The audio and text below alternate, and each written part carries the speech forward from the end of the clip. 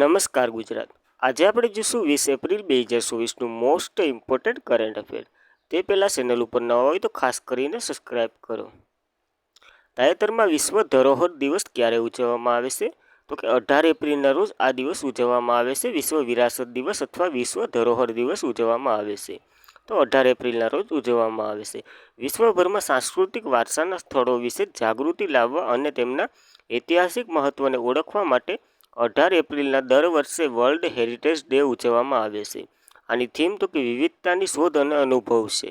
આ દિવસની ઉજવણી તો કે 1983માં પ્રથમ વખત આયોજન કરવામાં આવ્યું હતું. ત્યારથી દર વર્ષે ઉજવવામાં આવે છે 18 એપ્રિલના રોજ. તો ખાસ કરીને યાદ રાખવું. હાલમાં વિશ્વભરમાં કુલ 1199 વર્લ્ડ હેરિટેજ સાઇટ છે. તેમાંથી 933 સાંસ્કૃતિક સ્થળો છે અને 227 કુદરતી સ્થળો છે અને 39 મિસ્ત્રી સ્થળો છે, જેમાં 56 હેરિટેજ સાઇટો છે અને જોખમીની યાદી છે. ભારતમાં વર્લ્ડ હેરિટેજ સાઇટની વાત કરીએ તો 42ના આંકડાએ પહોંચી ગયું છે. હવે એપ્રિલના બધા જ દિવસોની વાત કરીએ તો 1 એપ્રિલે ઉત્કર્ષ દિવસ ઉજવવામાં આવે છે. 2 એપ્રિલે તો કે વિશ્વ ઓટિઝમ જાગૃત દિવસ ઉજવવામાં આવે છે. 4 એપ્રિલે તો કે ખાણ જાગૃત દિવસ ઉજવવામાં આવે છે. 5 એપ્રિલની વાત કરીએ તો આંતરરાષ્ટ્રીય અંતરામ દિવસ ઉજવવામાં આવે છે અને રાષ્ટ્રીય દરિયાઈ દિવસ પણ ઉજવવામાં આવે છે. 6 એપ્રિલે તો કે આંતરરાષ્ટ્રીય રમતગમત દિવસ, રાષ્ટ્રીય હાથ બનાવટી દિવસ અને રાષ્ટ્રીય પુસ્તકાલય દિવસ ઉજવવામાં આવે છે. 7 એપ્રિલે વાત કરીએ તો વિશ્વ આરોગ્ય દિવસ ઉજવવામાં આવે છે. 10 એપ્રિલે વાત કરીએ તો વિશ્વ હોમિયોપેથી દિવસ ઉજવવામાં આવે છે. 11 એપ્રિલની વાત કરીએ તો રાષ્ટ્રીય સલામતી માતૃત્વ દિવસ અને વિશ્વ પાંક્ષિક દિવસ ઉજવવામાં આવે છે. 12 એપ્રિલે તો કે માનવ અવકાશ ઉડાનનો આંતરરાષ્ટ્રીય દિવસ ઉજવવામાં આવે છે. 14 એપ્રિલે તો કે વિશ્વ સંગારા રોગ દિવસ, વિશ્વ કોવાન્ટિંગ દિવસ અને સન્માન દિવસ ઉજવવામાં આવે છે. 15 એપ્રિલે તો કે વિશ્વ કલા દિવસ ઉજવવામાં આવે છે. તો ખાસ કરીને આ એપ્રિલ મહિનાના બધા જ દિવસો યાદ રાખવા.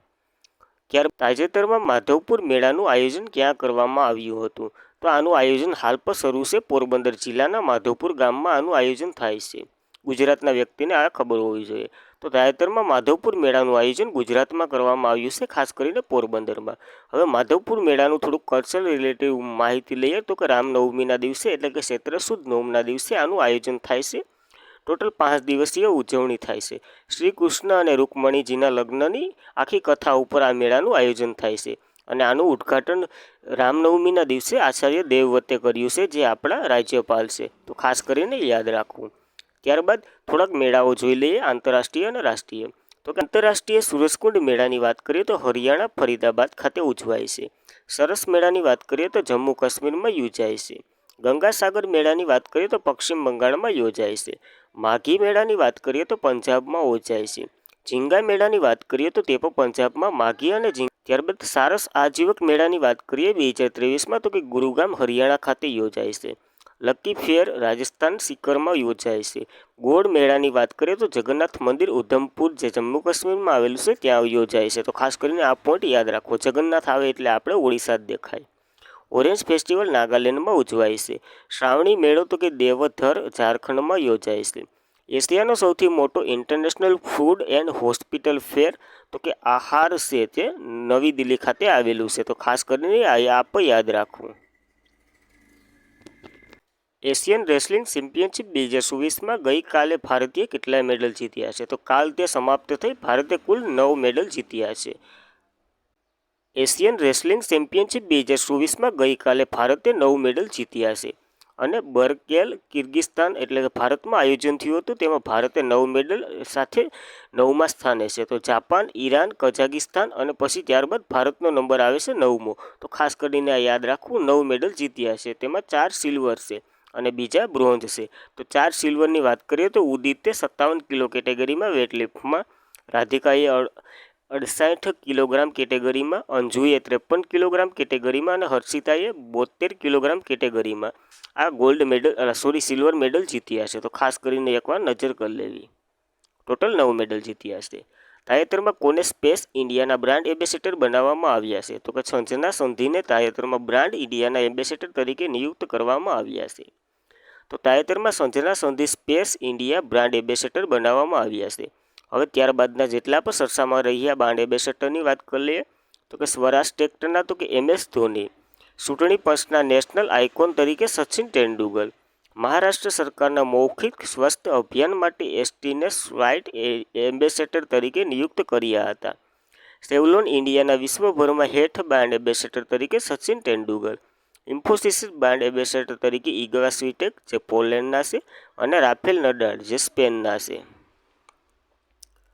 ત્યારબાદ BPSL અને બ્રાન્ડ એમ્બેસેડર તરીકે રાહુલ દ્રવિડને, ICC વર્લ્ડ કપ 2023માં ભારતના બ્રાન્ડ એમ્બેસેડર તરીકે શાહરૂખ ખાનને, બાળ અધિકાર માટે યુનિસેફ ભારત એમ્બેસેડર તરીકે આયુષ્માન ખુરાનાને, ત્રિપુરા ટુરિઝમ ડિસેગો અને બંધન બેંકના બ્રાન્ડ એમ્બેસેડર સૌરવ ગાંગુલી છે.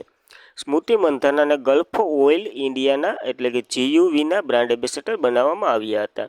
રવિ શાસ્ત્રીની વાત કરીએ તો ફેનકોનના બ્રાન્ડ એમ્બેસેડર બન્યા હતા. લંબુ કંટન બ્રાન્ડ એમ્બેસેડર મોબિક બન્યા હતા તે ઋત્વિક રેશન બન્યા હતા. પ્રુમાના ભારતના બ્રાન્ડ એમ્બેસેડર તરીકે મોહમ્મદ શમી બન્યા હતા. Tech startup hungry હાર્ડવિન એજ્યુકેશનના brand ambassador તરીકે ચેતન ભગતને બનાવવામાં આવ્યા હતા અને બિસ્લેરીના બ્રાન્ડ એમ્બેસેડર દીપિકા પાદુકોણને બનાવવામાં આવ્યા હતા. આ ચર્ચામાં રહેલા બ્રાન્ડ એમ્બેસેડર જોયા. ત્યારબાદ તાજેતરમાં મેન્જાઇનઇટ માટે રસીની મેળવનાર પ્રથમ કયો દેશ બન્યો છે? તો કે મેન્જાઇનઇટની રસી મેળવનાર પ્રથમ દેશ નાઇજીરિયા બન્યો છે. તો ખાસ કરીને યાદ રાખવું. તાજેતરમાં મેન્જાઇનઇટની માટેની રસી મેળવનાર પ્રથમ દેશ નાઇજીરિયા બન્યો છે. વર્લ્ડ હેલ્થ ઓર્ગેનાઇઝેશન દ્વારા ભલામણ કરવામાં આવી છે કે MEN5CV MEN5 એટલે સંયોજકની રસીનું સંચાલન કરનાર નાઇજીરિયા પ્રથમ દેશ બન્યો છે, જે મેન્જિનિયોકોક એટલે કે બેક્ટેરિયાના 5 જાતો માટે રક્ષણ આપશે. MEN આ વગેરે મેન્જેરિયાની રસીના નામો છે બેક્ટેરિયાના. એક વખત જોઈ લેવું, યાદ રહેતું ચાલે, ન યાદ રહેતું હાલશે. ત્યારબાદ 9 મહિનાથી 85 વર્ષના વયના લોકોને આ રસી આપવામાં આવશે.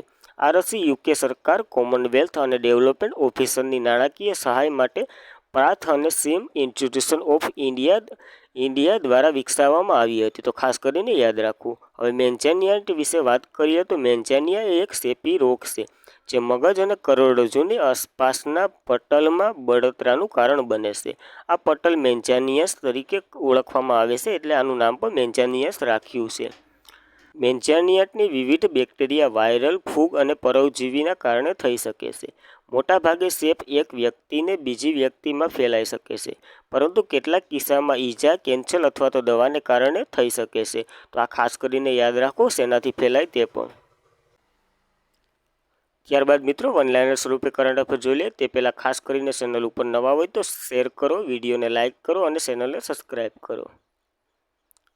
તાજેતરમાં મોન્ટે કાર્લો એટીપી માસ્ટર 1000નું સિંગલ ટાઇટલ સ્નોફોરિયા શિનચાન પાસેથી જીત્યું. તાજેતરમાં USAના સહયોગથી ભારતીય હિન્દ મહાસાગરીય સર્વેલન્ટ સિસ્ટમ INDOSને ફરી સક્રિય કરવાની જાહેરાત કરી છે.